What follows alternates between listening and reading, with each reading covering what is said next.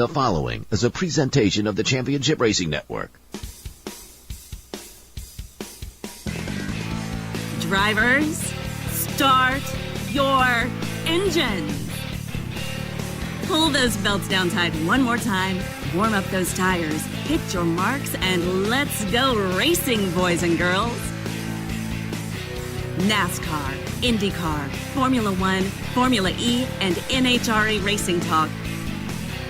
This is the Championship Racing Network.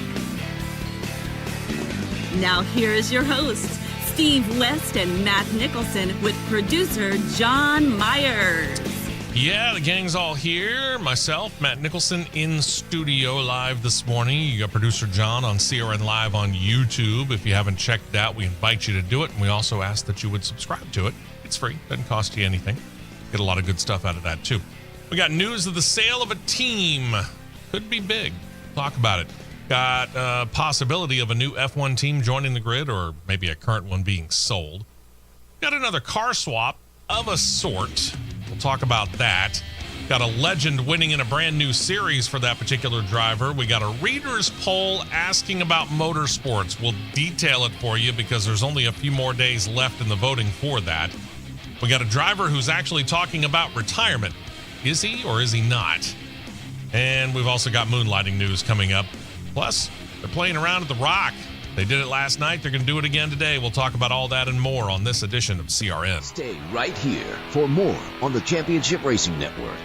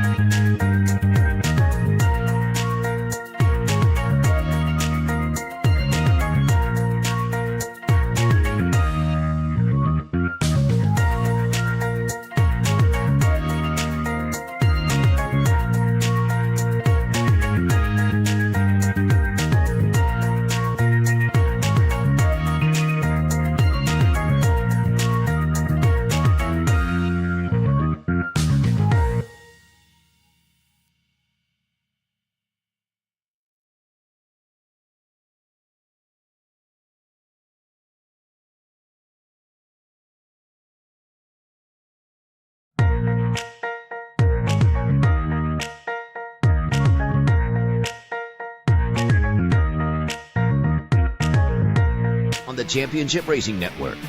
Yeah, let's get into this here as we get ready to go racing at a place later today with two events we haven't been at in a decade. Of course, you probably know about that if you know a little bit about racing, right? But first of all, let's do a recap of last week. And we noted right before the 2024-2025 season began, Formula E was instituting what they called a mandatory attack mode rule. This is where, for a certain period of time, if the cars drive through a particular area of the track that's not necessarily on the racing line, they get an extra 50 kilowatts of power for a set period of time. I think it's, 5 minutes? Something like that. All drivers have to use it during the race or they suffer a time penalty. I'd never heard of this happening. It happened in Miami last weekend. Pascal Wehrlein was playing his cards right, and when he used his final attack mode, that allowed him to shoot past Antonio Felix da Costa to get the lead. Then a three-car crash caused a red flag. Norman Nato was able to grab the lead, but his laps ran out before he could use the second of his two attack modes that he had to use.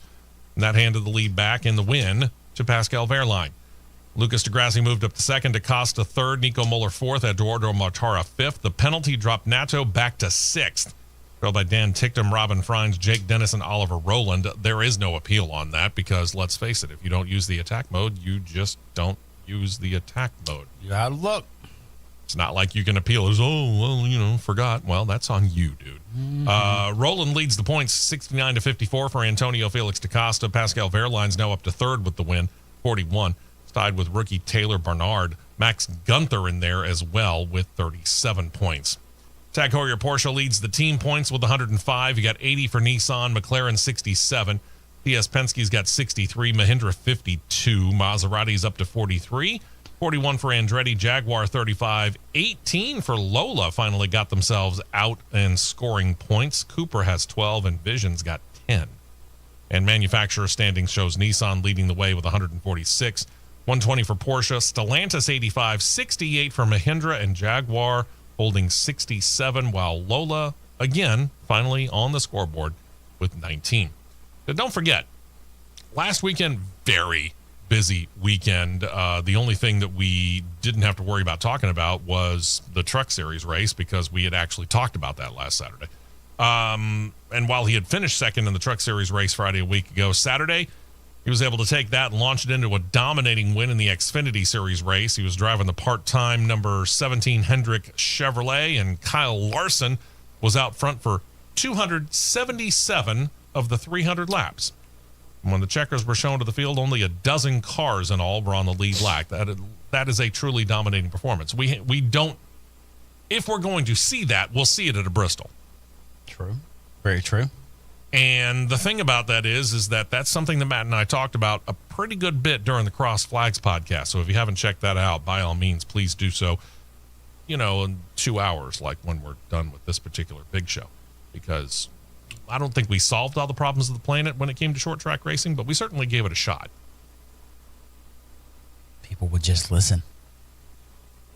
That's the trick, isn't it? They would just listen. Kyle Larson, 2 for 2 in Xfinity Series competition this year, trailed by Carson Kvapil in the top 10 at Bristol last weekend. Justin Allgaier third, Sammy Smith, Brandon Jones, then Jesse Love, Ryan Sieg, Corey Heim, Christian Eckes, and Dean Thompson making up the top 10. Now, since Larson, of course, is running for points in the Cup Series, playoff contenders are Justin Allgaier, Austin Hill with 2 wins each, Jesse Love, Connor Zilisch, Brandon Jones with a win each, pending what happens later today.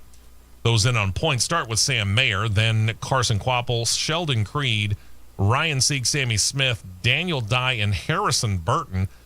Burton has a slim 2-point edge on his cousin Jeb Burton for that final playoff spot, with Christian Eckes sitting 5 points out, and a lot can change today depending on how these guys race at a place where all but one, I think, have never been that are starting today's race.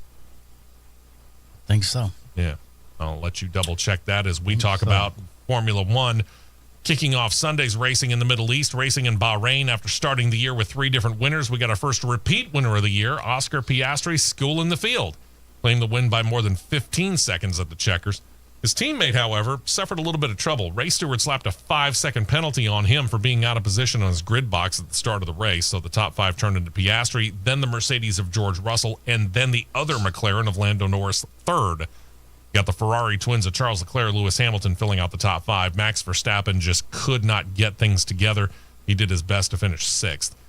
trailed by Pierre Gasly. He scored Alpine's first points of the year. Congratulations on actually scoring points, Alpine. Then Esteban Ocon, Yuki Tsunoda, and Ali Behrman making up the top 10. So your new points in the Formula One series have Lando Norris on top with 77. Oscar Piastri closing in. He's got 74. Max Verstappen falls to third with 69. George Russell's got 63. Charles Leclerc, 32. Kimi Antonelli, I almost said Raikkonen, has 30. Wow, there's a throwback. Lewis Hamilton up there as well. Then you got Esteban Ocon, 18. Lance Stroll, 10. So there you go. McLaren, by the way, continues to build their Constructors' Cup lead. They're now up 151 to 93 for Mercedes. Red Bull was 71, Ferrari 57 with their double points finish. Haas is up to 20 points, and they take over fifth. 6 through 10, Williams in there, Aston Martin in there, Racing Bulls, Alpine now tied with Sauber at 6. Oh, congratulations. You actually not only scored points, you're out of the cellar based on tiebreakers. Yeah. Back to Bristol Cup Series race, like the Xfinity Series race on Saturday, dominated by one driver. The same driver, actually, Kyle Larson. Kyle Larson led 411 of the 500 laps on Sunday, so that marks 2 Bristol race wins in a row in the Cup Series. 2, by the way, Bristol race wins in a row where Larson led more than 400 laps. Ouch. The win kept Denny Hamlin from getting his third straight Bristol Spring win. He had to settle for second. Larson and Hamlin bested Ty Gibbs, who suddenly figured out how to race a car this year. Chase Briscoe, Ryan Blaney make up the top 5. William Byron, Ross Chastain, Christopher Bell, AJ Allmendinger, and Carson Hocevar with a nice run. A lot of this, though, if you think about it, if you look at how they qualified, this isn't radically different from their quals. Not at all. And again, this is something we talked about in the podcast for Cross Flags. Go check it out. There is one reason where Ty Gibbs has come alive all of a sudden. Okay, name it. They have a brand new car chief. That would help. His brand new car chief came from Spire with Rodney Childers, who used to bid Stuart Haas. Cheddar Smith. There you go. Christopher Bell leads the way. 3 wins, 2 wins each for Hamlin and Larson. Then William Byron, Josh Berry holding a win each. In on points, Chase Elliott leads that. Then Ryan Blaney.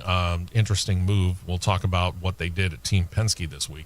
Tyler Reddick, Bubba Wallace, Joey Logano, Alex Bowman, Ross Chastain, Chris Buescher, Chase Briscoe, Ryan Preece, and Kyle Busch make up your top 16. Kyle Busch in right now, but a very slim 2-point lead on AJ Allmendinger for that 16th and final Cup Series playoff position.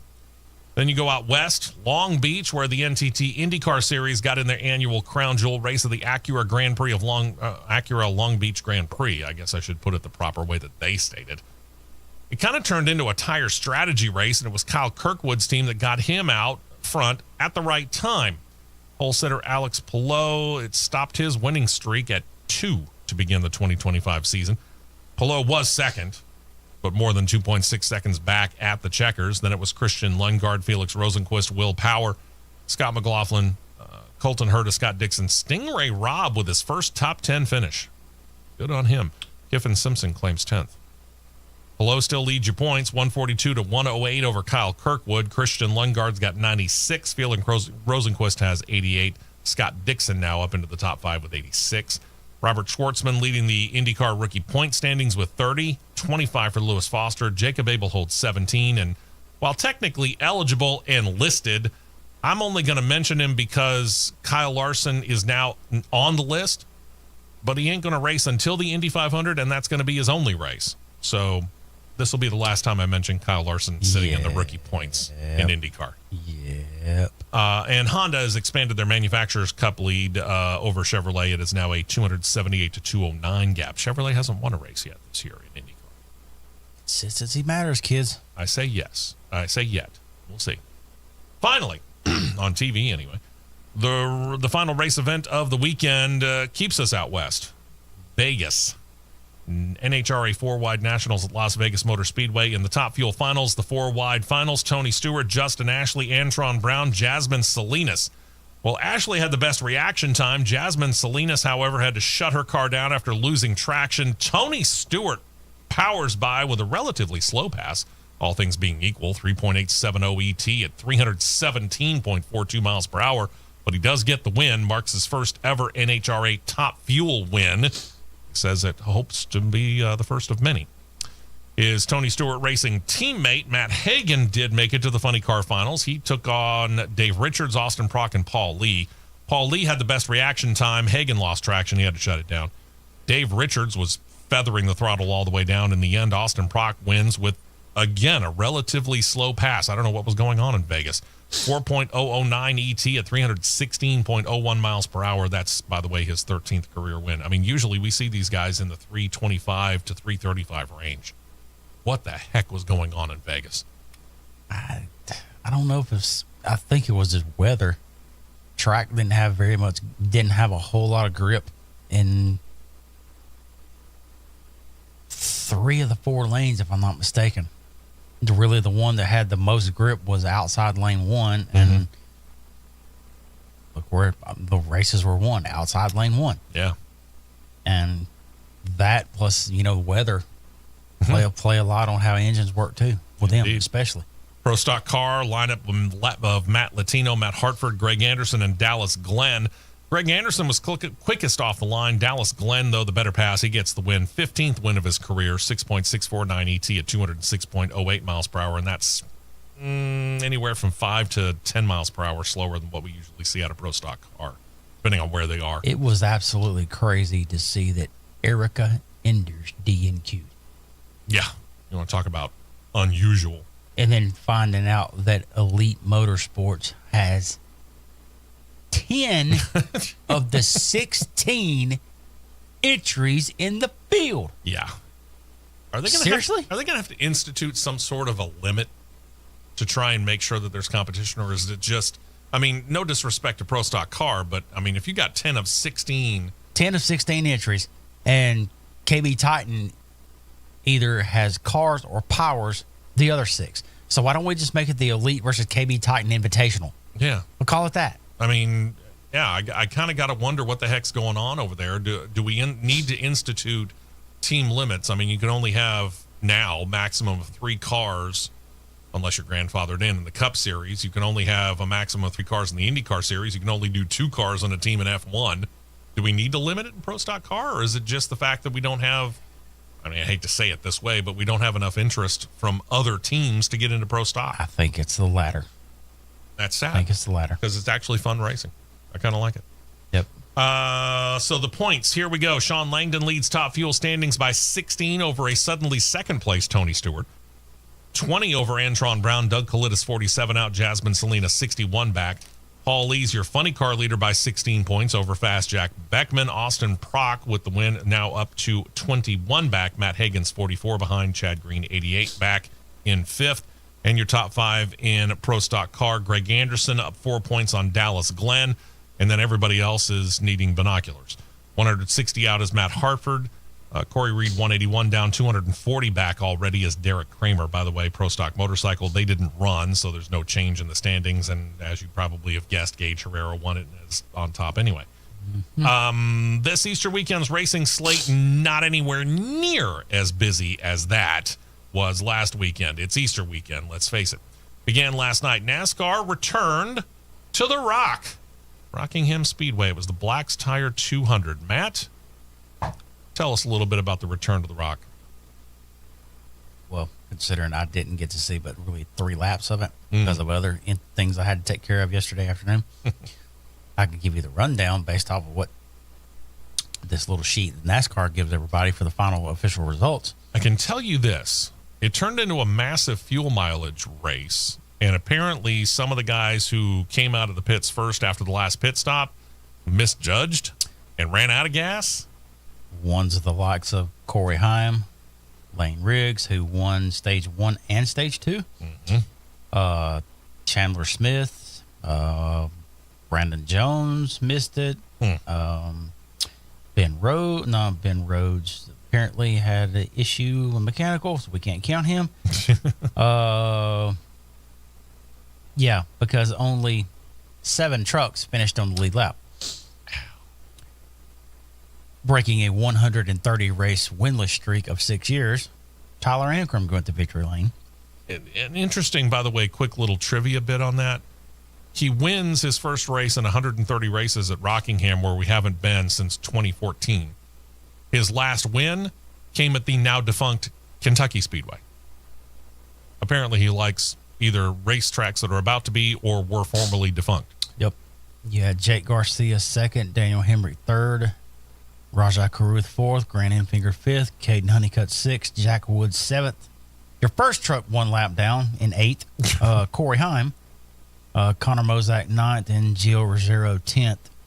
And picking the pace up, even though he finished the race and was running 24 laps down. Frankie Muniz in 23rd, outrunning the likes of Matt Crafton, Parker Kligerman, Tanner Gray, Stuart Friesen, Ty Majeski, and Ben Rhodes. Is there one driver in that lineup, in the entirety of the lineup, that had any experience of Rockingham? I mean, Matt Crafton, I guess, did. That is going to be, yes, Matt Crafton. That I can see. He might be it. Yes. So I can somewhat chalk it up to that. They're just not used to racing at this track. And that kind of makes it fun, because when you don't have a book on it, you don't really know what to expect. It has got, I just think this, it has got to be absolutely, we're just going to say for what it's worth, it's demoralizing. Mm-hmm. When your lap count is respectively at 17 and at 34 for the 34th and 35th place finishers, and your status of said result of races too slow. And who were they? That would be, in 34th, you would be Justin Carroll, and in 35th, Norm Benning. Norm Benning, I hate to say this, because I like Norm Benning. I've had the chance to meet him kind of glancingly and see him and, talking to other people. Seems like a legitimately nice guy. Really does. And the truck he's driving is a former Kevin Harvick Incorporated truck. But he's just not to par. And then the other guy, you could be excused if you went, who? That brings us to today. There's actually a doubleheader. The Arca Menard series is going to kick things off, but later on, we don't generally cover that particular series. Later on, the Xfinity series will get things rolling at Rockingham with the North Carolina Education Lottery 250 presented by Black's Tire. Will air on the CW network and MRN Radio starting at 4 p.m. Eastern, 3 p.m. Central Time. Tomorrow, Easter Sunday, Formula One running the STC Saudi Arabian Grand Prix. It's on the 27-turn, 5.4-mile-long Jeddah Corniche circuit. That's that hybrid street/race course. That'll air on ESPN. It was originally going to air on ESPN2. For whatever reason, they decided to switch it back over to the main network. That'll start 1 p.m. Eastern, noon Central Time. Everybody else, Cup Series, IndyCar, NHRA, Formula E, all those series that we cover on a regular basis, they are off for Easter weekend. You noted something about the CW network. I mean, I talked about the ESPN2 switch to ESPN. CW network made an announcement as well about their coverage of the race at the Rock. As well as Fox.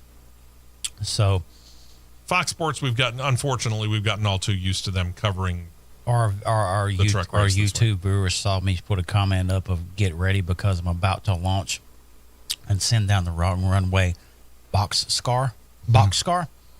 Do your homework and look up the name Boxcar, and you'll see about what's to come. Mm-hmm. So get ready. Stick around. And a B-52 is on Alert 5 status. Yeah, not just an F-14 Tomcat, boys.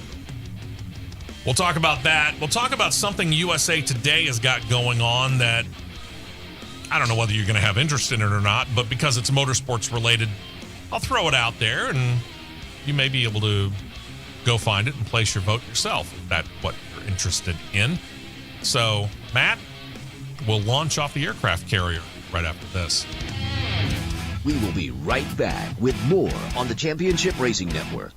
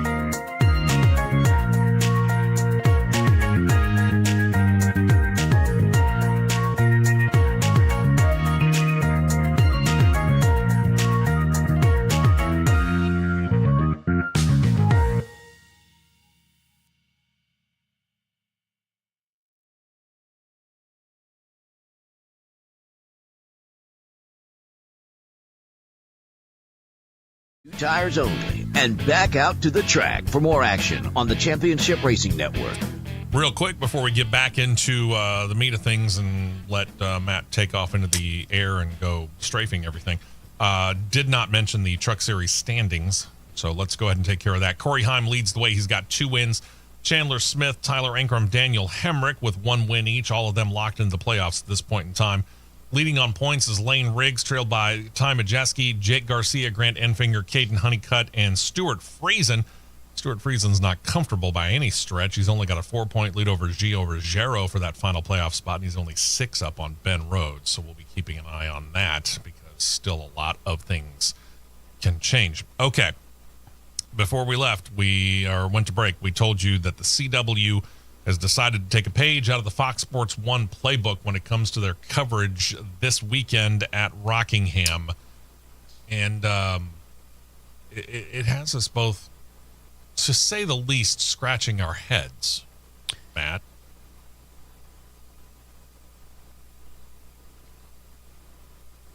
Steve and I have made the drive between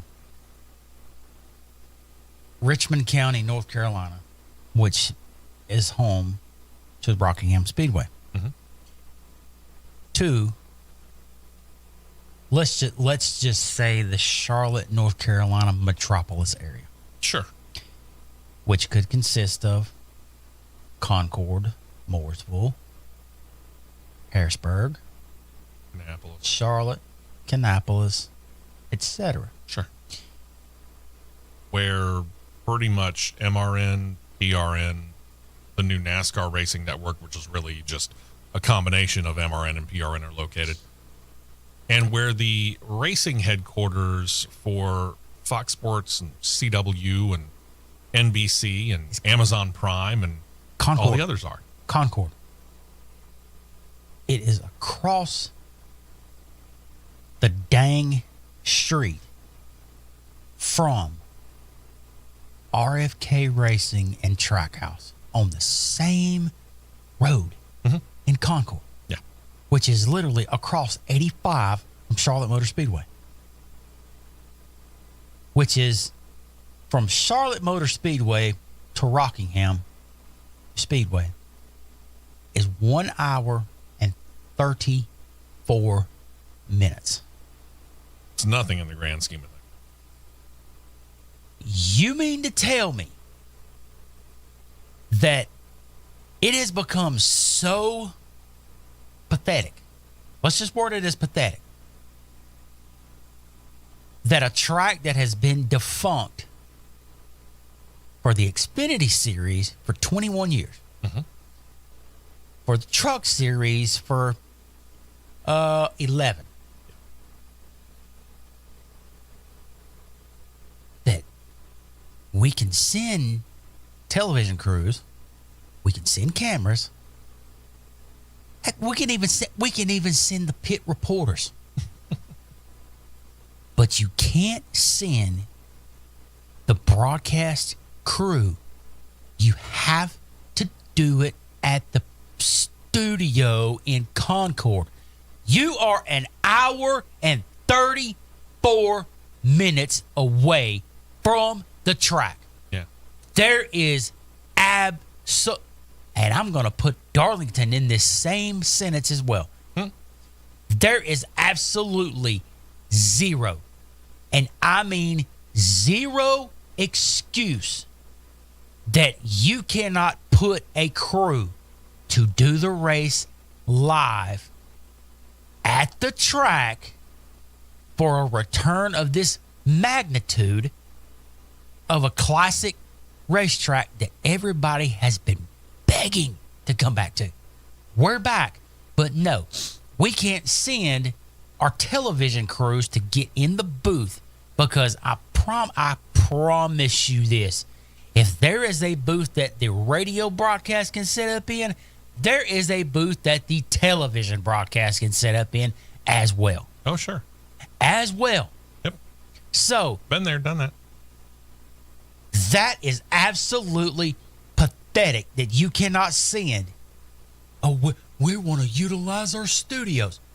I could see if you wanted to utilize the studios if you were in Phoenix or Las Vegas Or Sonoma. or Sonoma. Sure. I can get that. That's Or a at cross-country trip. There's a whole lot more involved in that. Or at the Ghost of Auto Club Yeah. I mean, that's understandable. That's a cross-country trip. or the LA Coliseum for all I care. Yeah. We get that. But an hour and 34 minutes down the road, you can't send the people? Can't do it with the equipment we've got. I am absolutely, it's absolutely hysterical It's mind-boggling. how Michael Waltrip got roasted on his own social media.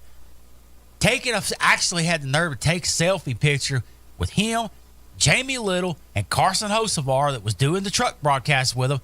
Hey, we're live at The Rock. Are you sure about that? Are you really? I don't think the Rockingham you can see out the back and see the racetrack with 4 television monitors. I'm sorry, but the worst thing that they could have ever done, is build that production center, because look what has happened to the quality of production from the television side. Yeah. And It NASCAR has paid for tanked. it. NASCAR paid for that. It is tanked. It's terrible. You and I have said it before. We're going to say it again, straight up. Because we've been there at the track. We've seen this. Okay? Stop fixing what's not broke. You get out to the track, and, Talladega is an obvious one. Talladega is humongous. But we've been to Darlington. We've been to Richmond.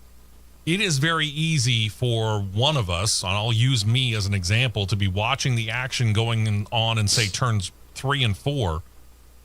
Matt can be able to look anywhere on the track he wants to look at. He may have seen something over in turns 1 and 2 and catch somebody spinning that I wasn't going to see because I'm looking over here at turns 3 and 4. I'll tell you exactly what has happened before. His eyes has been in turn 3 and 4. I'm pretty sure it was Homestead. He was in turn 3 and 4.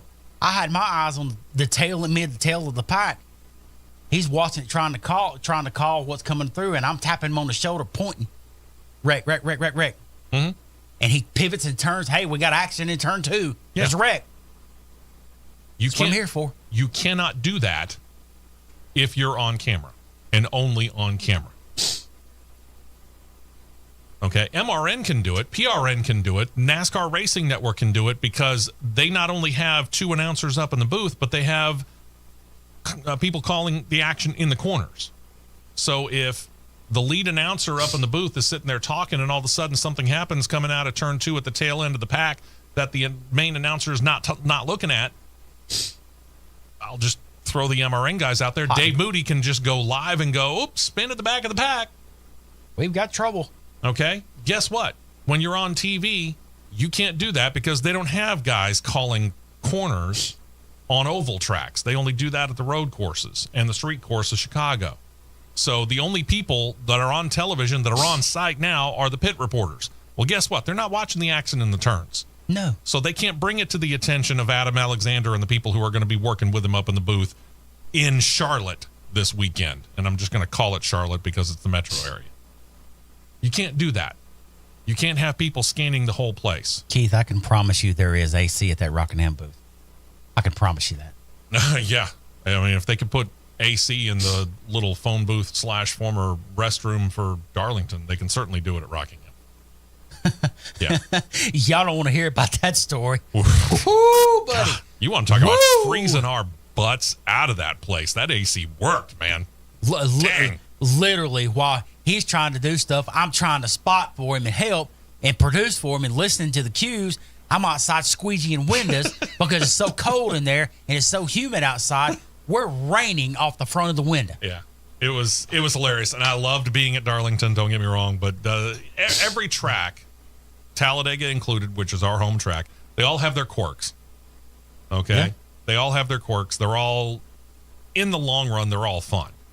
There's no doubt about it.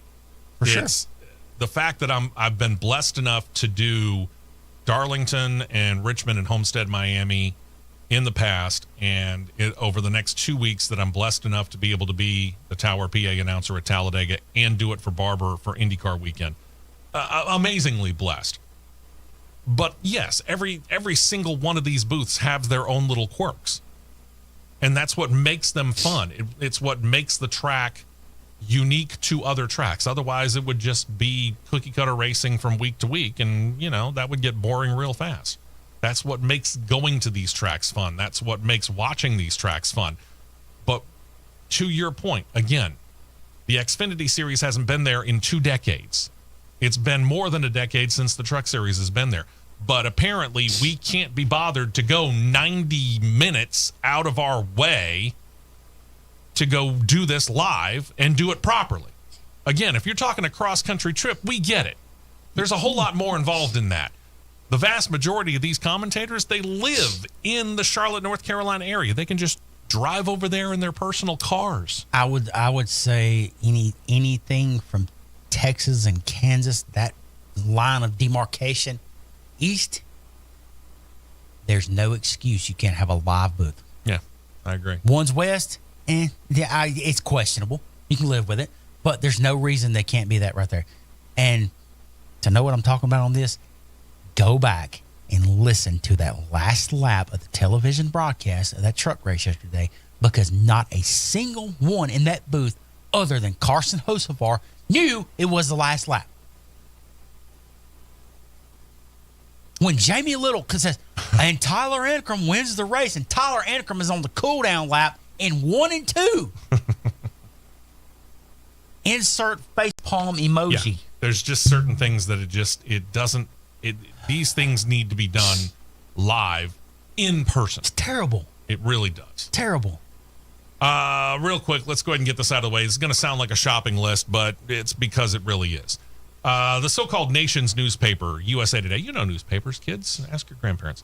USA Today has their annual fan-voted 10 best nominations out, and among the categories is Best Motorsports Race, and they've got a very long list, so I'll give them credit for being very highly inclusive. They could have just limited this to 5, but they really took some time and said, you know what? There's a whole lot more racing than just Cup, Xfinity, F1, and Indycar. So they did a nice job with this. Now, they do lead off with IndyCar in the Acura Grand Prix of Long Beach. They included the Chili Bowl Nationals. I'm actually pretty impressed by that. That's a legitimate pick. Yeah. Cup Series Daytona 500. Legit. IndyCar's Firestone Grand Prix of St. Petersburg. Okay. I would have left that one off. I probably would have too. Formula One's Las Vegas Grand Prix. Left it off. Cup Series Go Bowling at the Glen. Off. Cup Series Grant Park 165 Chicago Street Course. Off. IndyCar Indy 500. On. NHRA US Nationals. On. So the NHRA is in there too. On. Here's an interesting one. The Holly LS Fest West. This includes autocross, drifting, drag racing, and more. Whether or not you would include it or not, it's interesting that they decided to include it. Question mark. King of the Hammers off-road event. Question mark. Little 500 non-wing sprints. That's on, because that is a distinctly different race. Modal Petite Le Mans at Road Atlanta. Question mark. Knoxville Nationals. On. Pikes Peak Hill Climb. Off. Rolex 24 Hours of Daytona. On. SCCA National Championship runoffs. Off. F1 US Grand Prix.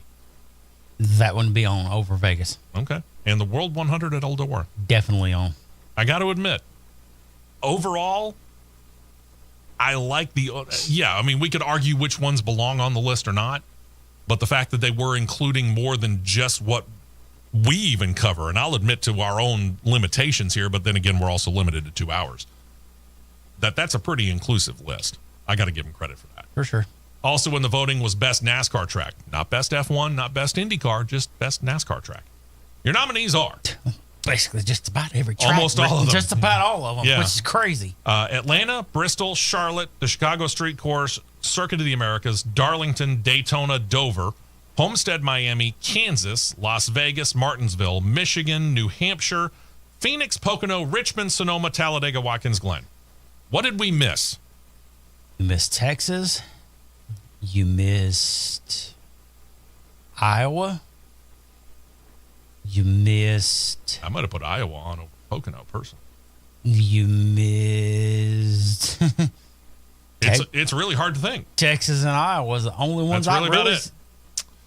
If you want to, go onto usatoday.com and, look for their annual 10 best. Voting goes through April the 28th. At the rate it's been going, you can take off, for me, you take off Chicago, you take off Coda, Chicago, Coda, Dover, Michigan, New Hampshire, Pocono. I'm taking Phoenix off with a Sharpie. Richmond and Sonoma. Yeah, and I hate to say that for Richmond, too, because I really do. Out of all the other tracks that are out there, I really do like Richmond. I've always liked Richmond Raceway. It's just one of those things. All right, we got to take a break. When we come back, for the second time in 4 races, F1 stewards have DQ'd a driver because of that little plank having excessive wear. We'll tell you about that. Coming up a little bit later on, we've got a team being sold, the announcement being made in the middle of the season. We'll tell you what series and all that good stuff coming up here in just a little bit. Plenty to get to. We're just underway, really, on CRN. We will be right back with more on the Championship Racing Network.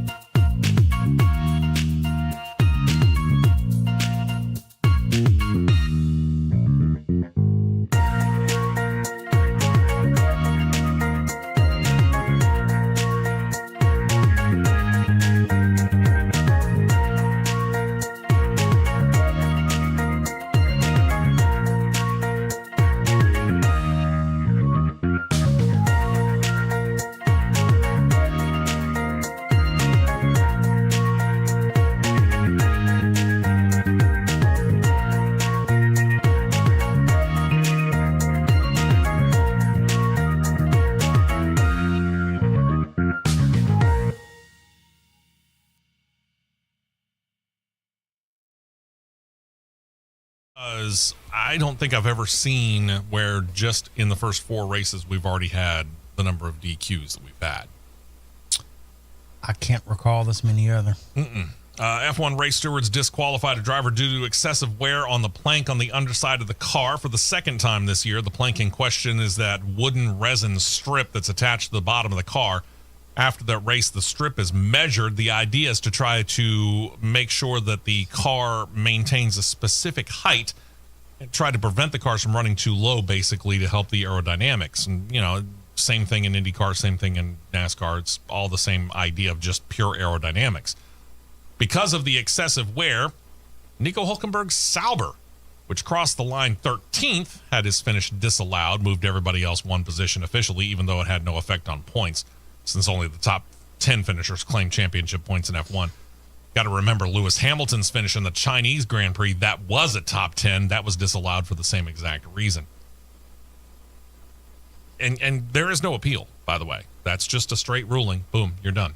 Doesn't matter whether it's 0.1 centimeter or whether you knocked off half of that little plank. Really doesn't matter. Yeah. All right. We have been talking about this, and it's only going to become more of a soap opera. I'm going to tell you this right now, and this is the future scheduling for Formula One. The latest conversation regards Imola and potentially being dropped off in the near future. As we have noted on the show for quite a while now, several countries are actually talking about trying for an F1 race, not the least of which are Rwanda and South Africa on the African continent. Indonesia has been making noise about trying to return to the schedule soon. Thailand has now also been in talks with F1 officials about getting on the schedule, maybe as soon as 2028. I will say this, since we're talking about this, I will say this. Something that graced my hearing cavities, better known as my ears yesterday, that raised my eyebrow really, really high. Okay. That there are a certain set of plans for a certain racetrack that is within a very close proximity. Are they hosting another open wheel series here in the next couple of weeks? Yes. That apparently those plans for turning this race course in from a grade 2 to a grade 1 have been dusted off. Hello. And it's being tweaked a little bit, and maybe getting a visit from some F1 people here very soon. So here's the deal. With Monza being the home of the Italian Grand Prix, could Italy drop back down to one race a year? And according to F1 boss Stefano Domenicali, yes, it is a distinct possibility. And this actually is kind of a difficult thing for Domenicali to say, because Domenicali was born and raised in that town. That's got to be difficult for him to say, yeah, even though I was born and raised there, I'm going to pull the F1 race from it. He was talking recently with Italian radio network RAI. That's what I'm going to call it. I don't know. Maybe they actually pronounce it as a word. Anyway, he said it this week, quote, Italy has always been and will always be an important part of F1. It will be increasingly difficult, though, to have two races in the same country because interest in F1 is growing, and it's a situation we will have to deal with in the coming months.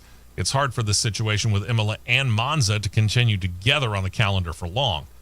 Keep in mind, he just said that it's going to be very hard to have more than two races or more in any one country. The only other country on the schedule that's got two or more races is us, the United States of America, and we got 3. Interesting thing is, the argument there is that the U.S. is about as big as Europe, so it's not as big of a problem, especially in such an emerging F1 market like the United States of America. However, next season, Spain is going to have a crossover problem. This will be the first year of the race on the streets of Madrid and the final year of the Spanish Grand Prix of Barcelona's Catalunya circuit. But again, that's a 1-year only problem. I don't know what the answer is, because the Concord agreement limits you to 24 races. This is that agreement between F1, the FIA, and the teams. You're limited to 24 races in a year. Now, all of a sudden, you got a boatload of interest, and you're getting really, really good turnout and television ratings for the races in Miami, at COTA, and Vegas. Here's how you solve this problem. Here it comes. 1 race per country, period. And if you want to, rotate the location. Keep it in the country. Rotate the location. Sure. That's a very legitimate aspect to look at it that way. That way you can run. Now, if you have a second, if you have a second race, your historical race, we're going to use Monza as an example. Your historical race at your historical facility, that is a no option, no change. you leave it alone. But if you got Imola, that race goes to another country. Let's say Germany, Hockenheim, Nürburgring, something like that. Yeah. Or South Africa for what, I mean, they're trying to get on the schedule. I get it. If it's in Europe, it stays in Europe. Okay. Okay. But you're going to have to, somewhere down the line, if we're going to put a race on the continent of Africa, they ain't got no other races right now. We're going to have to drop something. Let Africa bid for what date they want in the United States race. Because Vegas is, my opinion, is pointless. My personal opinion, Vegas is pointless. Vegas is put on for the show of being in Vegas. That's it. Miami has gained some steam. Is it a lot? No. Is it enough steam to be able to power a big boy 4014 Union Pacific train? Heck no. Coda's been here the longest. Oh, yeah. Coda's earned that right. Coda's kept traction. Coda's kept momentum. Oh, yeah. It's consistently one of the most attended races in all of Formula One. Anywhere around the world over the course of the weekend. Let South Africa, bid for one of the which race they want. Okay. Let Indonesia, let them Bid up against the other Asian, Middle Eastern countries. Let them bid for something like Singapore or China.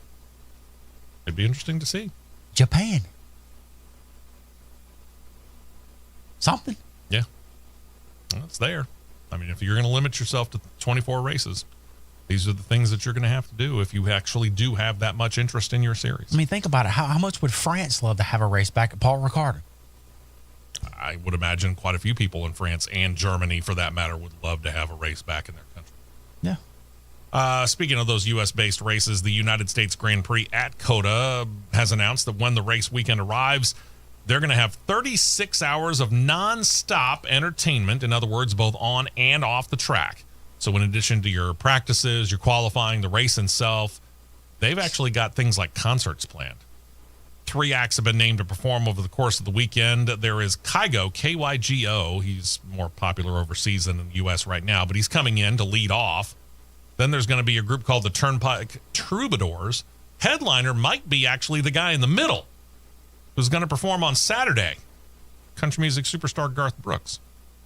It's a nice little run for them. Got to do something, I guess. Don't forget, we got Cadillac coming into the sport after a lot of overwrought drama about whether or not the club was going to let Michael Andretti in, and then telling them to go buy an existing operation, then finding nobody willing to sell. They finally got approval when Michael Andretti kind of backed off and Cadillac took the driver's seat, so to speak. Well, now you got Saudi Arabian officials making noise about wading into ownership waters of an F1 team. I'm going to do my level best to pronounce this properly, but if I don't, well, they're there. I'll go for it. Okay. Let's see you try it. Prince Khalid bin Sultan Al Abdullah Al Faisal. Close enough. That guy, he's the head of the country's Auto and Motorcycle Federation. He talked to reporters this week in advance of the Saudi Arabian Grand Prix, said that there is plenty of interest in his country about Formula One, not only hosting it, not only being a major sponsor of it, but getting deeper into it, saying, quote, it could happen. It could happen soon if you see the growth of the sport. How much more do you want this thing to grow? It's the biggest motorsport worldwide. The only place where it's not the biggest sport, motorsport, is here in the U.S. Anyway, he continued, if you're going to buy a Formula One team, then people will buy it to make money out of it, especially if it's bought by one of the PIF, or the Public Investment Fund companies. Apparently that's the thing in Saudi Arabia. We see F1 reaching new markets. Sales are increasing. It's not easy to say which team to buy and how you're going to manage it, but we have a lot of interest. We're hosting F1. We're sponsoring teams, so I wouldn't be surprised if we see an announcement for a Saudi team. Now, Saudi Arabia is relatively new to Formula One. Hosted their first F1 race only back in 2021. But Aramco, their oil company, state-run, has been a major sponsor within the sport for actually quite a while, number of years. Currently a title sponsor of the Aston Martin F1 team. PIF has invested in F1 in bits and pieces. For example, they own a 20.5% stake in the Aston Martin company overall. The Aston Martin F1 team might be their best bet, considering the company has hired investment bank Rain Group to find a buyer for its stake in the team. But there's that sticking point that we talked about when that was announced just last week. We talked about it here on the show, in that I think one of the things that they want to ensure that they do is that the Aston Martin name, even though they will sell their interest, car company's interest in it, that the Aston Martin name remains as a title on the team. Yeah. And, with Saudi Arabia, building this new Qiddiya, whatever it is. Yeah, that one. Circuit. Yeah, they're not ashamed to throw the money into it. God knows I got enough. But when you look at the images of this circuit of what the renderings are going to look like, Oof. Don't put it past me to go to Saudi Arabia to go to this track. Yeah, I mean, you want to talk about, okay, we stated that Las Vegas is basically, they put a race in Las Vegas for not really the race in and of itself. It's the visual of where they are. Why do you think they run it at night? They stated they wanted to run it at night because they wanted to make sure that it was on in the daytime in Europe. Well, okay, that's partially true. The other part of it is the fact that, let's face it, Las Vegas shows up better at night. Oh, yeah. For sure. The Fountain, the Bellagio, all the other casinos that are all on the Las Vegas Strip, it's much more of a visual impact at night. That's why it's run when it's run. True. Yeah, give me a break. So when it comes to doing something like this Saudi Arabian track that they're talking about, I mean, they're talking about actually having an elevated portion of the track that is something like, what was it, 10, 20 stories above ground? 20 stories. Okay. Put it this way, it would feel like you're going from the 2059 interchange, hitting that big long ramp and going over to the 65. Mm-hmm. Yeah, it's that high. Oof. It's going to be a sight to see when it actually gets done. I can't wait. Yep. So let's see. Aston Martin's out there. The only other team that I can think of that might, and I use the term very, very pointedly, might be for sale, might be Alpine. That's that sub-brand that we've noted of the Renault Auto Company. Renault ended their engine program. It's got a whole lot of people wondering if they're going to sell off the F1 team in and of itself. And it's something they did before, only to turn around and buy it back a few years later. But Renault officials are stating that the sale of the team is not in their discussions at this time, so I guess not. I guess there is the possible option of starting up their own team, but then they'd have to go through that same approval process that Cadillac went through. But it should be noted, according to that aforementioned Concord agreement between FIA, F1, and the teams, they can have up to 12 teams on the grid, 24 cars starting. So it's possible that could happen. But you got to remember, we just went through that approval process. There were, half a dozen or so groups that submitted bids, and only one was approved? The Saudi Arabians have enough money that tomorrow, if they wanted to, they could buy any F1 team on the grid they wanted. All they got to do is say how much with the checkbook. Because, as they say, everything's for sale for the right price. They could go to Toto Wolff and say, Toto, we want this team, and write a $4 or $5 billion check. Toto would say, here's your keys. Yeah, have fun. Ain't Mercedes no more.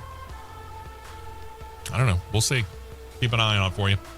When we come back, we'll turn our attention over to the NHRA and IHRA. I'm here to tell you, man, the IHRA continues their expansion. They're in business to do business and try and battle with the NHRA. Plus, we'll talk about that historic win for Smoke. Don't touch that dial. The Championship Racing Network will be right back.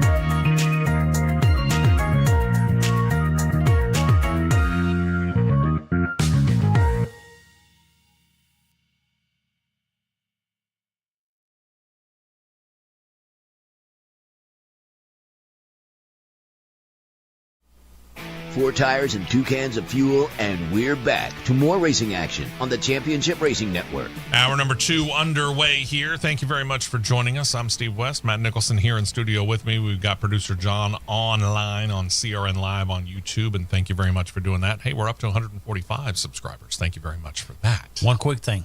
Yeah. Got to send out. Yep. Make sure today's the right day. Okay. Happy 60th birthday, Scott Mayfield. Enjoy it. Absolutely. Love it. Love it indeed. All right. Tony Stewart, when you bring up that name, he brings up a lot of different opinions. Some people love him, some people hate him.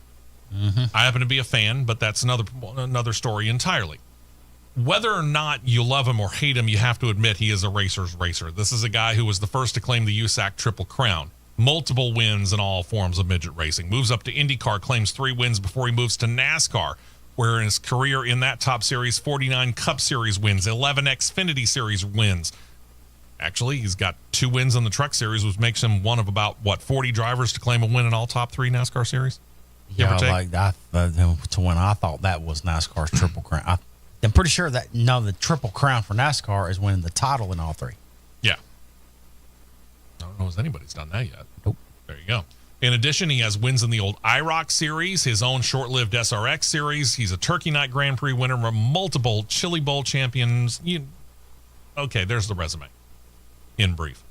Now, as we noted in the recap about an hour ago, Smoke is running in the NHRA, and after jumping into NHRA team ownership just a few years ago, he and his wife, Leah Pruitt, decided last year they were going to concentrate on starting a family, so they changed drivers. Leah Pruitt steps out. Tony Stewart steps in after only 1 year, really, of top alcohol experience, which is vastly different. He got his first ever win at a track that he seems pretty comfortable racing at, Las Vegas Motor Speedway. Stewart said after claiming the win, quote, "You sure as hell appreciate it more when you struggle like we did. All the credit goes to the team. I'm so proud of my guys. There's so many great partners here. I have a great team standing there. I have a feeling that I'm really going to be hurting in the morning, but it sure as hell is going to be worth it."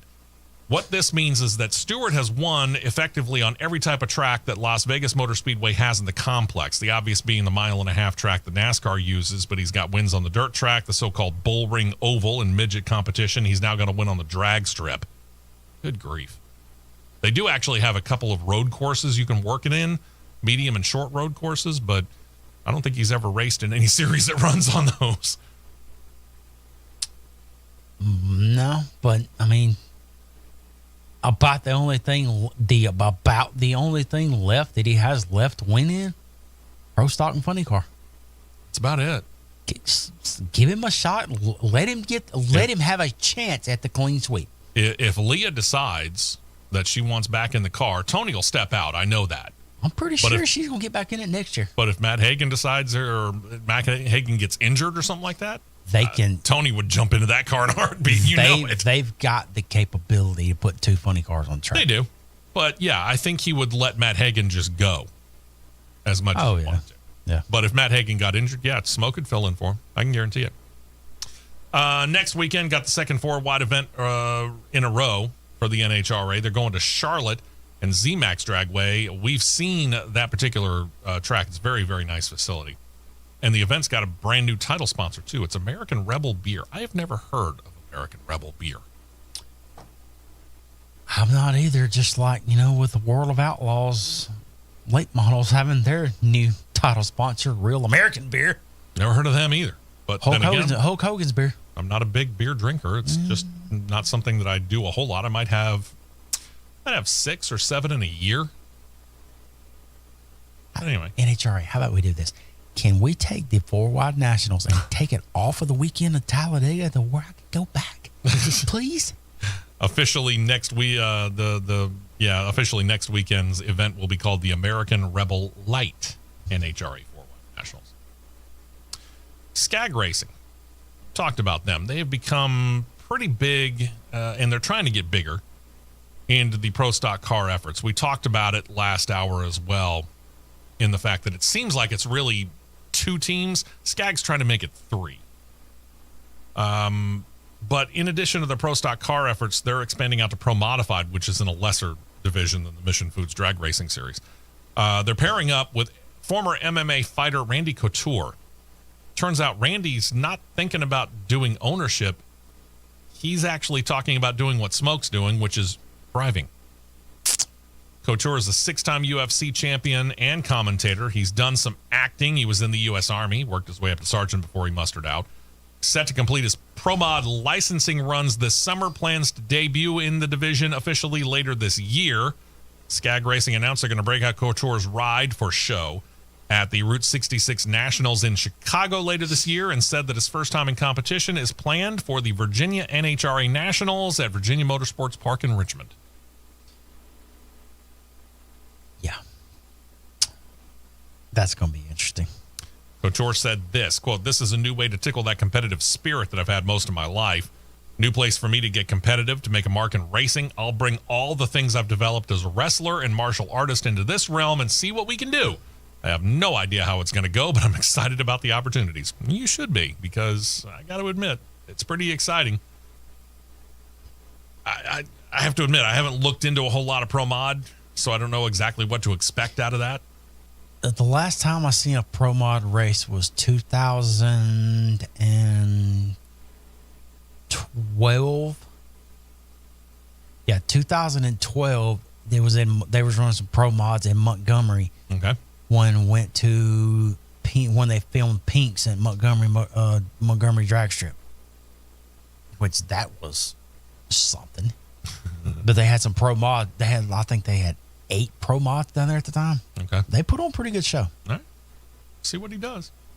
IHRA side of things, there's a drag strip out there called the Bon Terry Drag Strip. It's named for the town that it is in the state of Missouri. It has played host to some of the best fundraisers and autism awareness in all of the United States of America, and this weekend is the track's beginning of their season in IHRA competition, and in conjunction with Autism Awareness Month, it's also going to be the official kickoff to their 2025 season.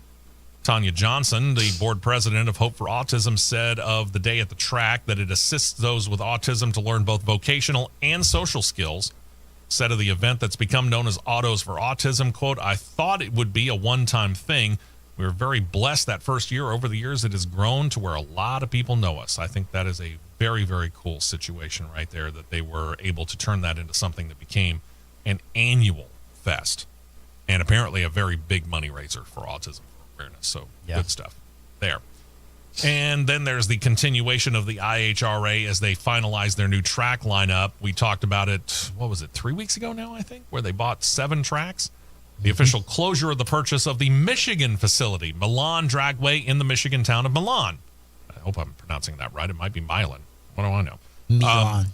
Milan? Okay. Milan. Sure. Whatever. That town up in Michigan that's about 40 miles west of Detroit and 25 miles south of Ann Arbor.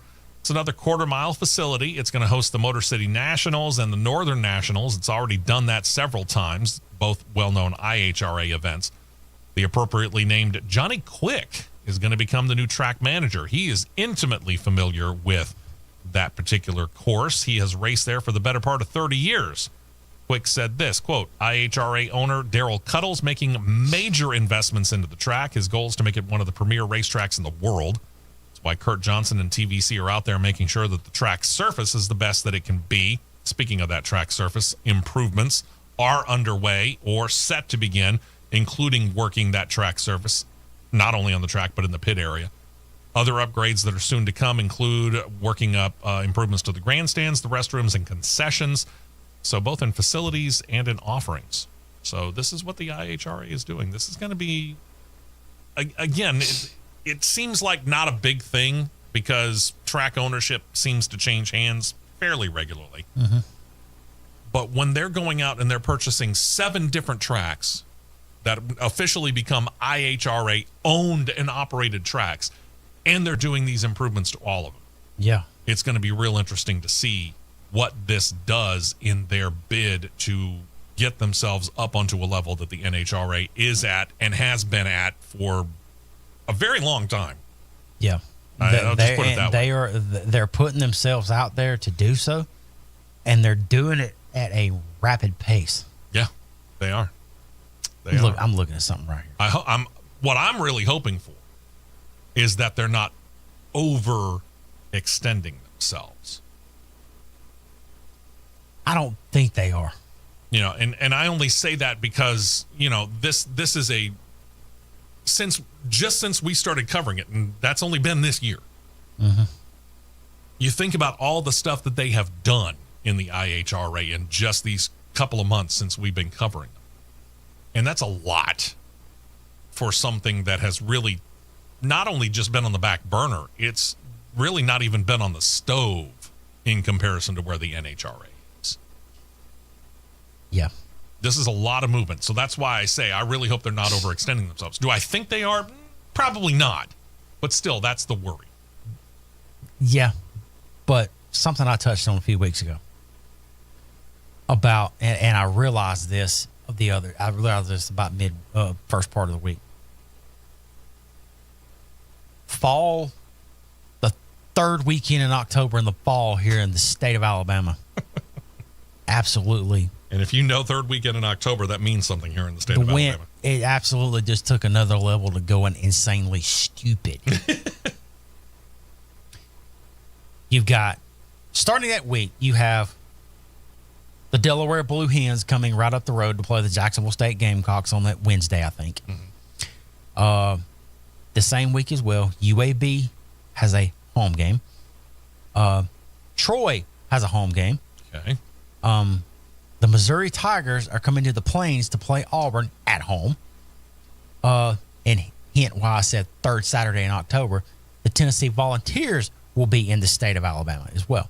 Okay. So that's Tuscaloosa. That same weekend, you have country artist Blake Shelton playing a concert in Tuscaloosa. Oh, my gosh. Okay. And at a measly 42 miles apart, but I'm looking at Google Maps right here, you're going to have competing at the same time the IHRA World Finals at Steele, Alabama International Dragway, and Talladega playoff weekend, middle of round 8. Yeah, middle race of round number 8. And it is absolutely hysterical. Google Maps, where it has the pinpoint where Talladega Superspeedway is, where the maps take it to, Media Center. Nice. Media Center. Love it. Good stuff. All right, let's talk some Cup Series stuff, shall we? Why not? Denny Hamlin. And I guess this is going to be one of those fairly consistent things that's going to happen to him now because he's in his mid-40s. He was asked at Bristol about his future plans, specifically whether or not retirement was on his mind. Again, Hamlin, he's 44 now. He said this, quote, "I think people like Kevin Harvick," I think he was 48 when he retired, he was still on top of his game as far as I was concerned. But I think it's different for everyone. Others you've seen get to 43, 44, the light switches off. You just never know. My drive is still there. Obviously, the performance is still there. I'm just going to try and win all that I can in this window while it is still there. Mark Martin did it when he was 50, and it was fantastic. There's no way I'll ever make it that far. But again, everybody's body, mind, and eyesight are all different, so it all goes away at different times. But not right now. I mean, you always have plans for it, and you always want to give the team the proper time to come up with their next plan as well. I think that running some 23-11 at this is something that I would like to do. But, you know, Joe Gibbs Racing has been amazing to me over the 20 years that I've been with them.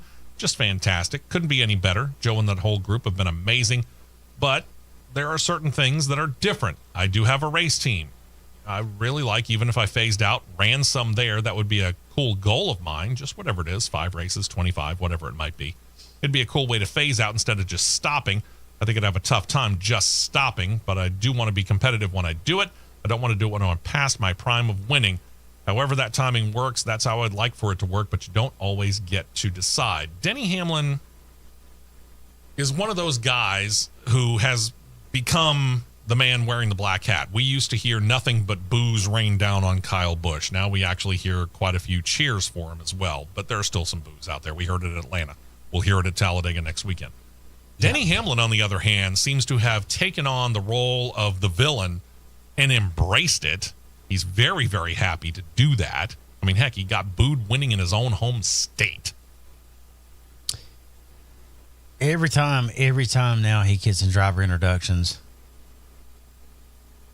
considering I still think people listen to this, Denny, I'm going to recommend your walkout song for Bristol, the fall race.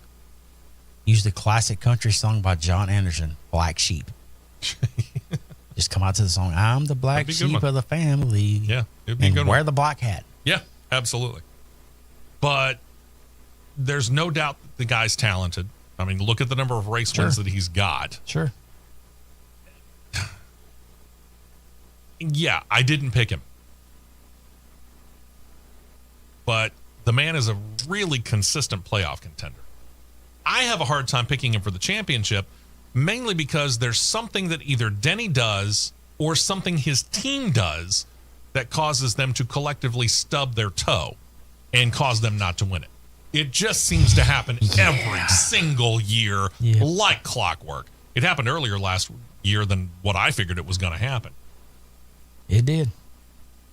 But he may be one of, I'm certainly not going to say he's the most talented driver ever in the Cup Series without a championship, but I think you got to put him up there as one of the most talented Cup Series drivers to not win a title.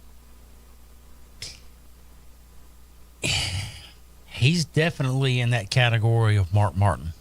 Yeah. I would put him in a not identical, but a similar category as Ricky Rudd. Okay.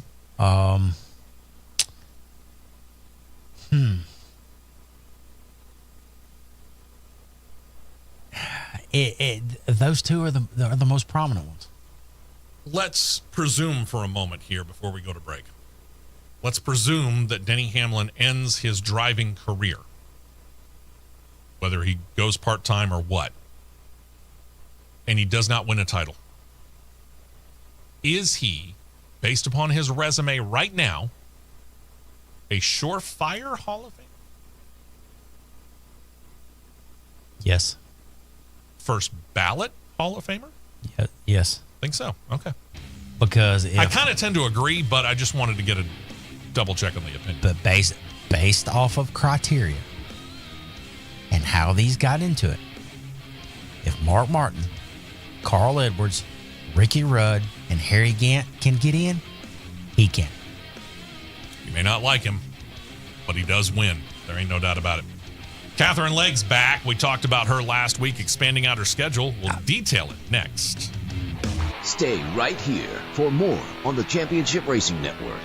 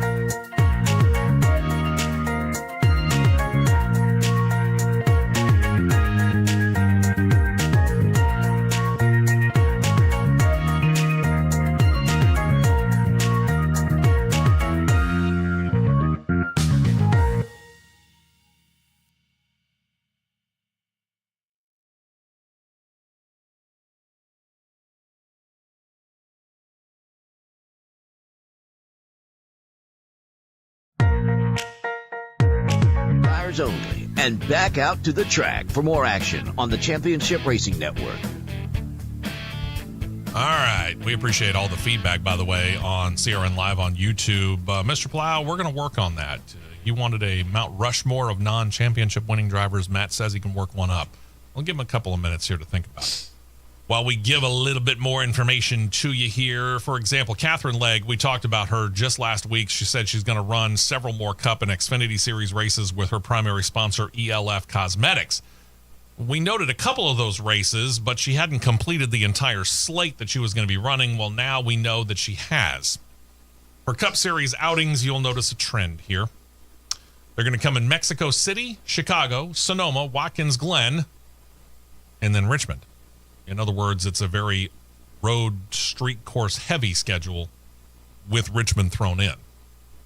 True. Interesting choice. True.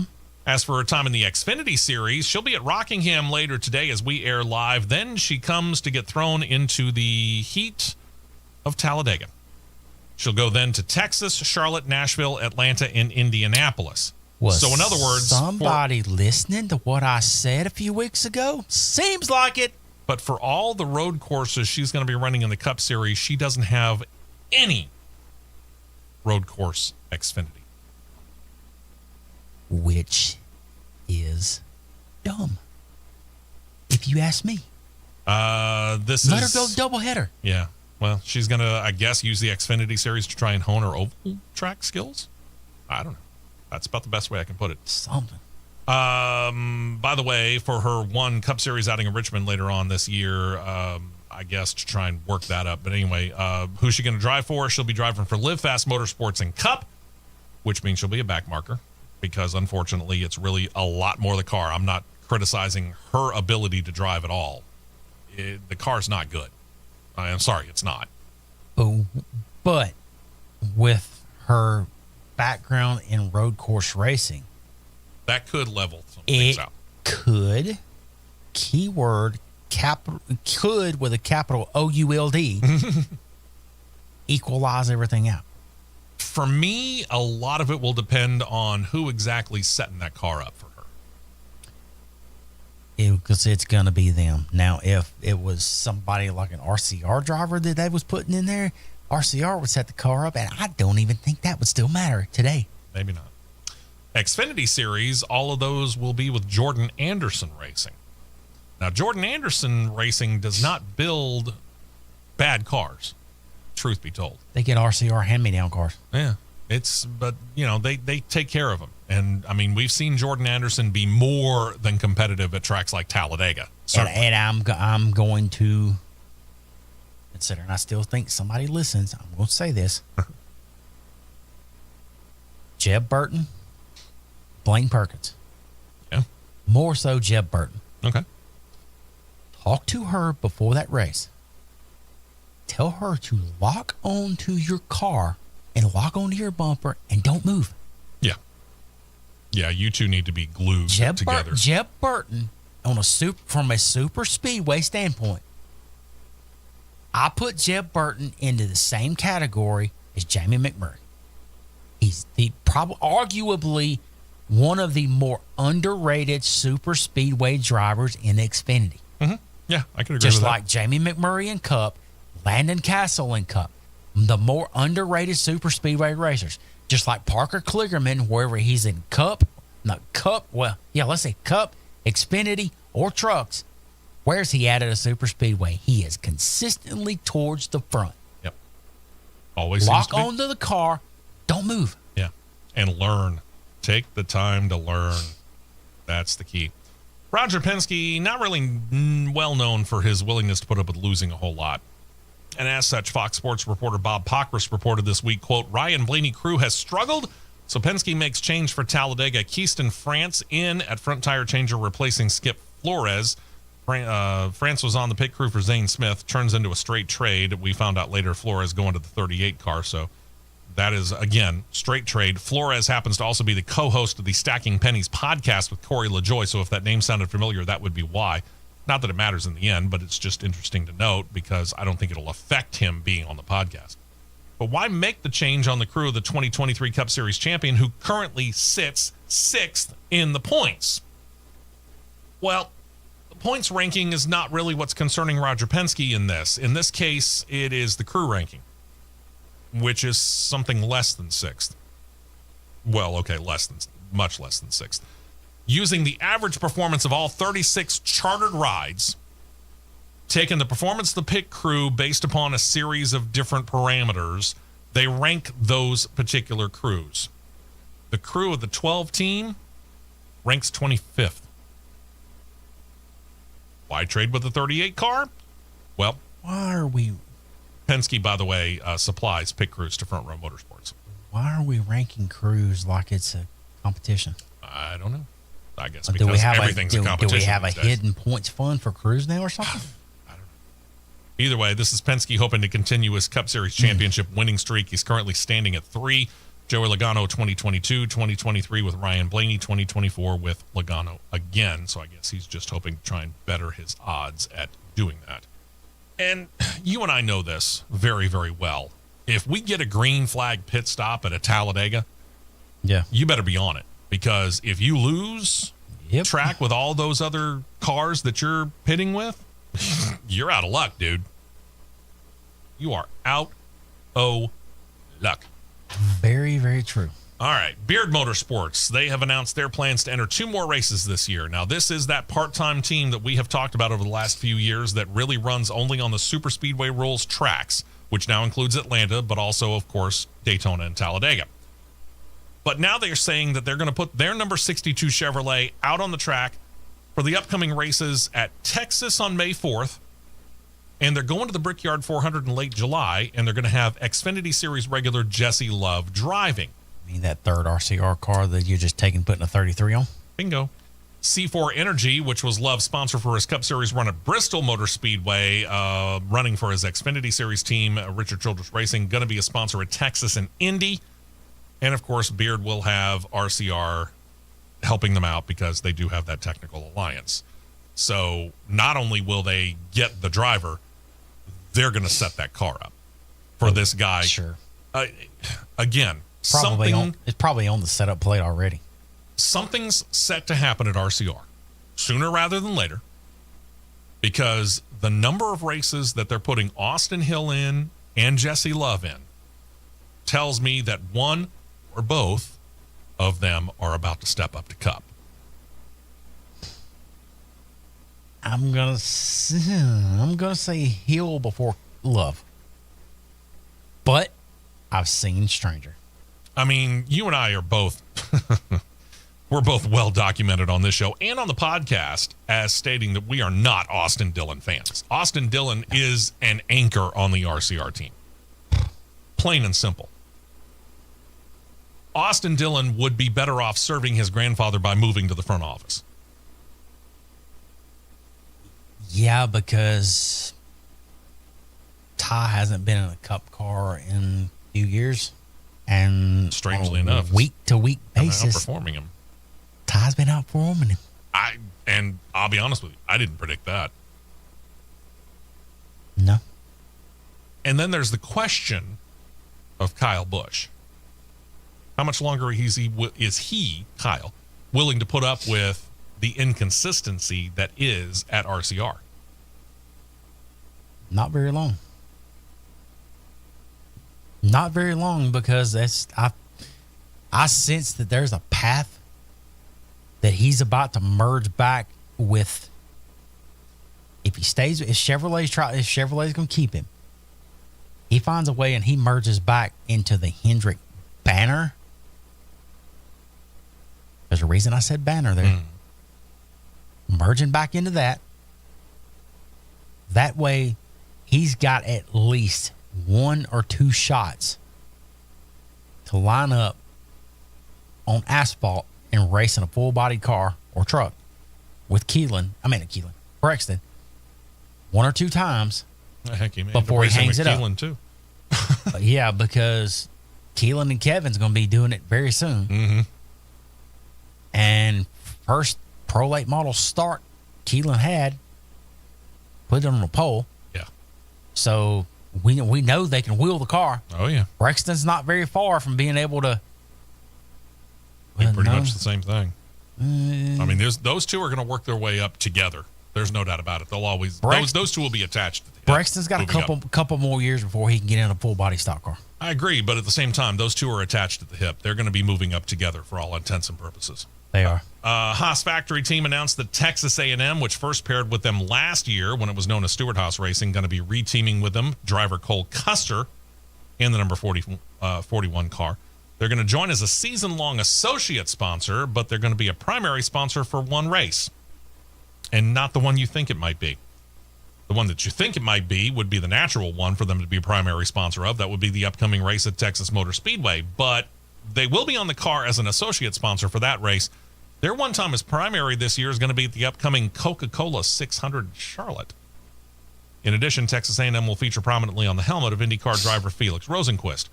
Now, why those particular races? Think about Texas A&M for a moment.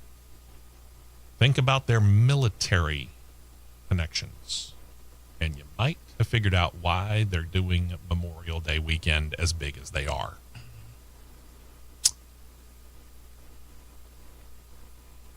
As long as they don't bring out the Yale leaders to Charlotte, I'm okay. But just like another company that I know of, it was questionable. Another company that I know of that their home base is not very far from Texas Motor Speedway at all, didn't even sponsor that car at that track. Interesting to know. It was interesting. Yeah. And it's puzzling. But I've got Mount Rushmore ready. All right, let's do this after we get done with the news of the Cup Series. How's that? Sure. For those who didn't know, and where have you been? We've talked about it here on the show. The free streaming service Tubi's got them that NASCAR channel that they have there, and it has really been running a whole lot of classic NASCAR races for the most part since becoming the official channel. A little bit of original content, not a whole lot, mostly documentaries, older stuff, effectively. As far as the original content that they're starting to bring in, the first offering actually has already begun. They started it last Monday. They are simulcasting the SiriusXM NASCAR channel's morning drive show with hosts Mike Bagley and Pete Pistone. Something else later today, Tubi's working with Flow Racing to air the ARCA Menard series at Rockingham. NASCAR channel turned on back in January exclusively on Tubi and will begin airing more live events along with archival races, noted NASCAR-related documentaries. Again, Tubi, it's free. It's available on smart TVs. So, yeah, if you got the opportunity, you can watch the ARCA series live on that. And you say, well, why would I turn on the TV to watch a radio show? How many of you are on CRN Live on YouTube? You're on TV. Just saying. It's kind of the same thing. Yep. Speaking of streaming, last year, NASCAR and Netflix teamed up on the successful Full Speed documentary, documented the 2023 playoffs. We have kind of been wondering whether there was going to be a season 2. Turns out, yep, they got it. It's finally set to drop May 7th. As season 1 did, it's going to follow select playoff drivers over the course of the 5 episodes to make up season number 2 of their series. Among the drivers that will be included, not limited to, by the way, Joey Logano. Spoiler alert, he wins the title. Shocker. Ryan Blaney. Shocker. William Byron. Shocker. Christopher Bell. Shocker. Daniel Suarez. Huh? Yeah, and their wives. With contributors that include NASCAR Hall of Famer Dale Earnhardt Jr., who, by the way, is also a producer. TV commentators Marty Smith, Kim Coon, Steve Letarte, Fox Sports reporter from NASCAR and now IndyCar, Bob Pockers. And then one more note here, our track, where Matt and I are going to be next weekend, set to honor one of their own. Talladega Superspeedway has announced that the late, great NASCAR Hall of Famer Bobby Allison, founder of the noted Alabama gang, is going to be honored with a special pace lap during the pre-race ceremonies at next week's Jack Link's 500 Cup Series race. Leading the way to green will be his noted 1969 Mercury Cyclone. It's going to be driven around the 2.66-mile tri-oval by Allison's grandson, Robbie, following the performance of the national anthem. Allison was, let's face it, more than effective at Talladega. 37 starts on the biggest oval on NASCAR's schedule. He claimed 4 wins in 1971, 79, 81, and 86. 13 top 5s and 19 top 10 results in his legendary career. Talladega president Brian Crichton, my boss, full disclosure, said, quote, "It's going to be a special thing honoring the late Bobby Allison with a parade lap at his famous 1969 Mercury Cyclone prior to the race. Bobby's history of racing at Talladega is worth celebrating with 4 career Cup Series victories, along with being an integral member of the Alabama gang. This tribute celebrates his remarkable contributions to NASCAR and the track's storied history and will make for an unforgettable moment." And I agree with that wholeheartedly. We've seen situations like this before where you pull out a car that we haven't seen for however long, whether it's in the International Motorsports Hall of Fame or in somebody's private collection. And it really does get the crowd up and makes them pay attention. And this is Bobby Allison's car. It does. I mean, and when there's so many cars that are of running condition, good running condition, that they could pull, that Cyclone's probably the best one in my opinion. But go to the Hall of Fame, get out that old Buick, line her up, I'll drive it. Nothing would thrill me more just to be at a pace lap, to be able to drive one of those. Oh gosh. And just go like, wow. Yeah. That's all you can be able to say is when you drop it into gear and start rolling, just go, wow. Yep, I agree. That's all you could do. All right, before we go to break, you said you got it. The Mount Rushmore of NASCAR drivers who have never won a title. I'm going to say number 1, there's a no question. That's Mark Martin. Okay. I'm going to say number 2. These Mount Rushmore are in non-competitive mode right now. So Denny Hamlin does not qualify. He does qualify, but I'm leaving him off on purpose.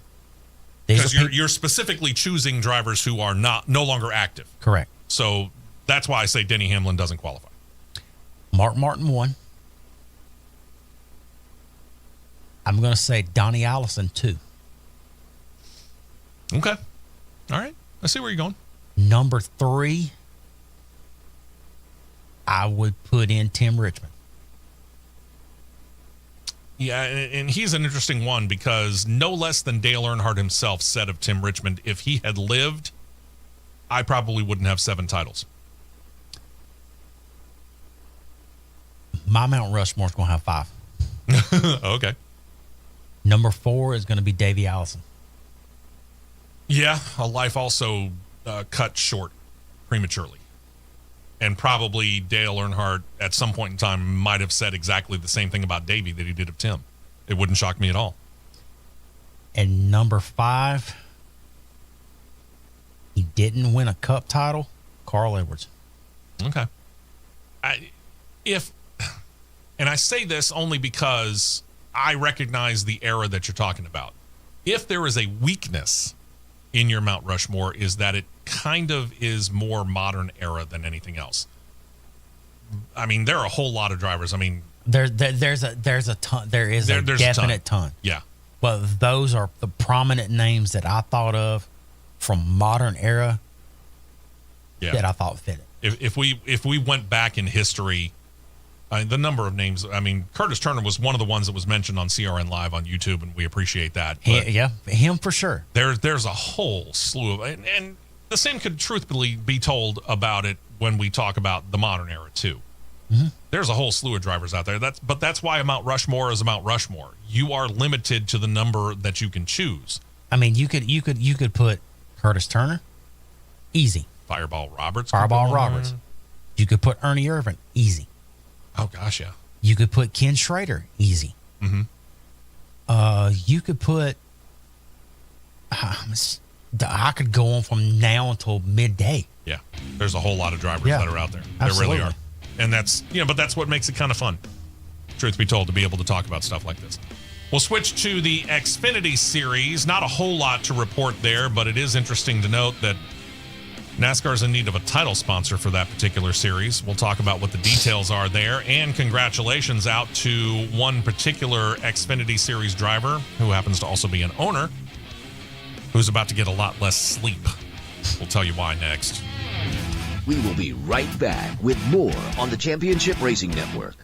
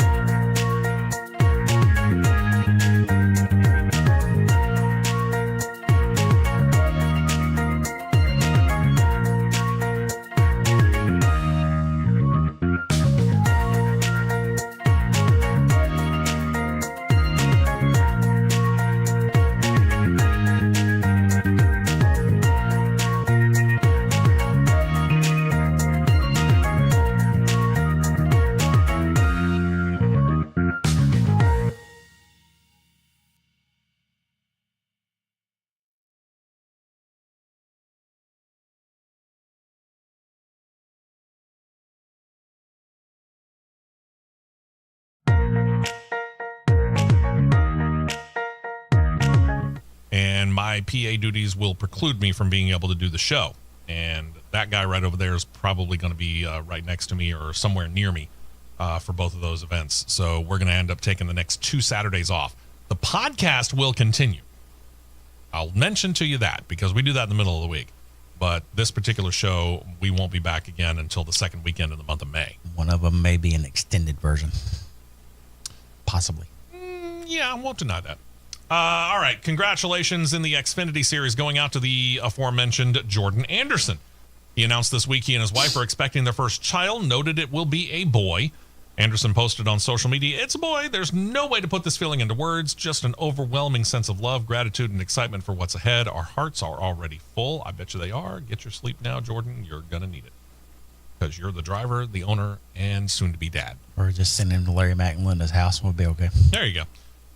Grandpa will take care of it. Yep. NASCAR has announced the hiring of a group named Clutch Sports Group. This is founded by sports agent Rich Paul. NASCAR has tasked them to help the series in their search for a new entitlement sponsor for what we now call the Xfinity Series. Clutch Sports is going to be the exclusive sales agency for NASCAR, tasked with finding a company that's willing to be the title sponsor for the series at a reported asking price of $15 million annually.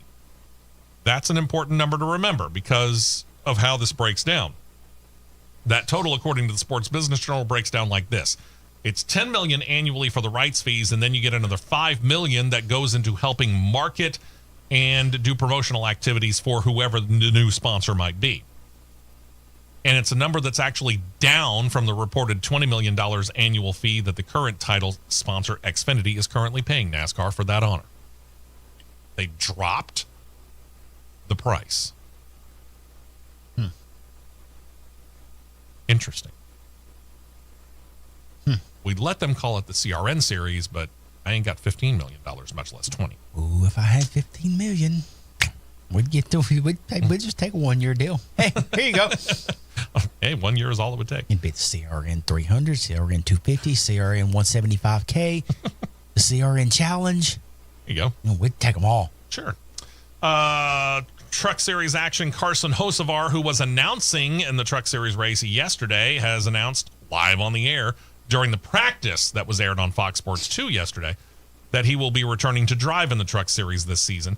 He has 4 races planned with Spire Motorsports running their number 7 truck, sponsorship coming from Chili's Restaurant. The races he is expected to be in: Texas, Kansas, Michigan, and Pocono. You mean the only person in the booth that was paying attention on the Fox broadcast yesterday? Yep. You mean him? That's the guy. Hocevar, by the way, does have 4 Truck Series wins. They all came when he was with Nice Motorsports. Then there's this. And this was a bit of a shock, truth be told. I didn't realize this team was even being talked about as being surprised me. Yeah.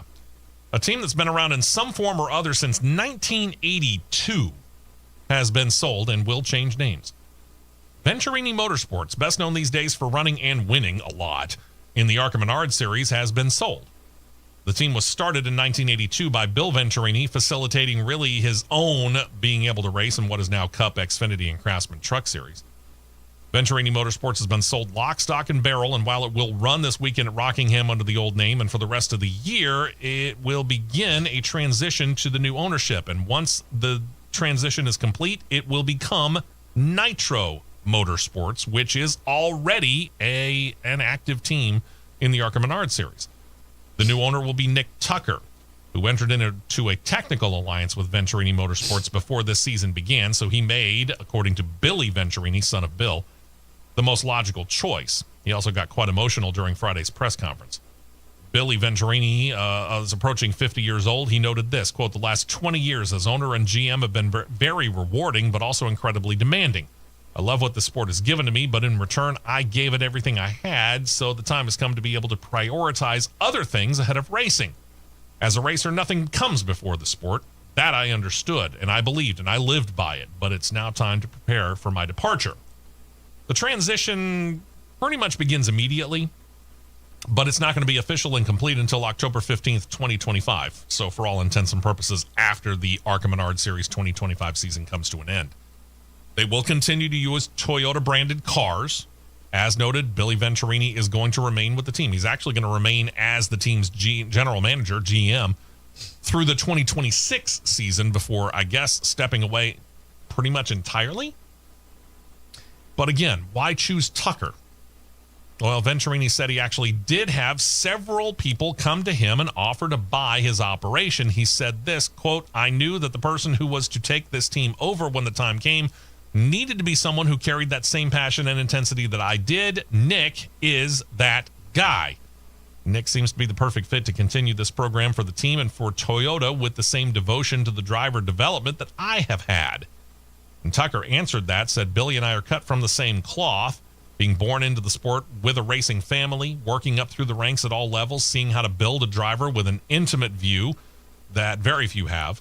I want to thank Toyota for believing in my vision to carry forward with their goals, and to Billy for the forethought to bring us in to carry forward the torch. Knowing that it will be continuing through the remainder of the 2025 season, the team, to this point, has racked up 5 ARCA Menard Series titles in their history, along with 77 race wins, 76 pole positions. Plus, there are 7 Cup Series starts by Bill Venturini between 1989 and 1994. Another 4 starts in what's now the Xfinity Series done between 1982 and 1985. And then they got a couple of starts in 2013 in the Truck Series with driver John West Townley. There's a name I haven't heard in a while. Added another 3 starts in the Truck Series for Bill Venturini himself between 1995 and 96. And 5 more for 3 different drivers that they used in a second truck in 2014 and 2015. So you kind of get an idea how Venturini Motorsports, whether it was under Bill or Billy, has made its mark. This year, 4 full-time entries in the ARCA Menard Series. Got the 15, 20, 25, and 55. The 15 and 25 are driven by multiple drivers. 20 is a full-time ride for Lawless Allen. 55 driven by a lady by the name of Isabella Robusto. Sounds like a cigar. Nitro Motorsports fielding the number 46 Toyota for Thad Moffitt. And they will all be now under one roof. Fastest man in Talladega and ARCA. Bill Venturini. Oh, yeah. The history of this team, while not all that old, this team made its mark. There ain't no doubt about it. Yeah. I mean, I know Bill's dealt with some health problems. I'm pretty sure. I think he has. And he's ready to retire. And I don't think Billy wanted to take over the thing, the whole deal. So Nick just bought it out with Nitro, and it's going to be the flagship Toyota team. As usual. Oh, yeah. No doubt about that. It almost has to be. I mean, if there's a team that somebody's going to buy and inherit, I think you landed pretty soft there, bud. Oh, yeah. No pretty soft. Rumors are, well, they're just rumors. Oh, yeah, think? I don't like to wade too deep into the rumor pool. But because we have been talking about this thought that Dodge might be returning, or Stellantis, might be returning the Dodge/Ram brand to NASCAR, maybe as soon as next year, this seems an appropriate rumor to wade into.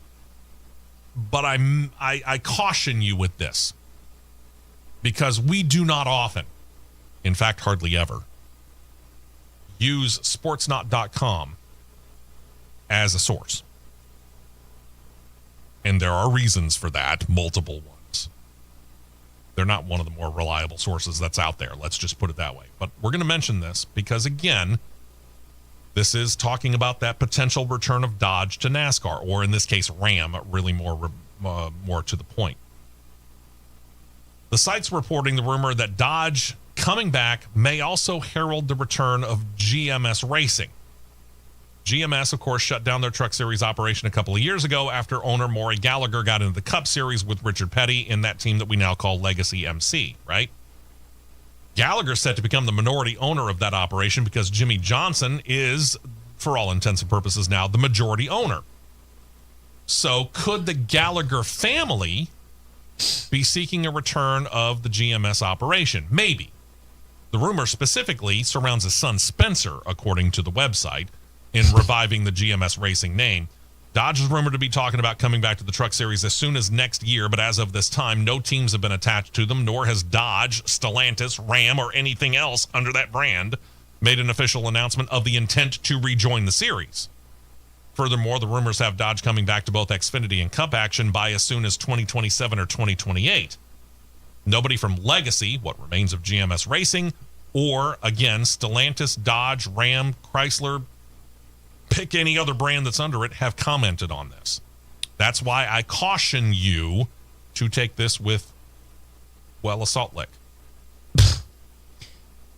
Well, I mean, Spencer's making his old grand debut back in cars starting this weekend in ARCA, running with SPS Performance, which is basically a satellite little operation of GMS.